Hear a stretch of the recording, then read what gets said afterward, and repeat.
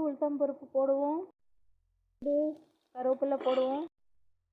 இது பூண்டு குழம்புங்க, சூப்பராக இருக்கும்.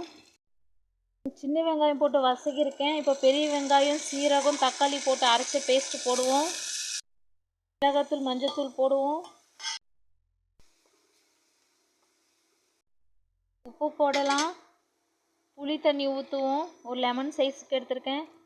சின்ன வெங்காயம் ஒரு 10 எடுத்திருக்கேன், அது வதக்கியிருக்கேன். பூண்டு கூட கருவேப்பிலை, பெரிய வெங்காயம் ஒரு பெரிய சைஸ் எடுத்திருக்கேன், அது சீரகம், வெங்காயம், தக்காளி போட்டு அரைச்சிருக்கேன். இது இன்னும் கெட்டியாகணும். பூண்டு குழம்பு ரெடி ஆயிடுச்சுங்க. தேங்க்யூ.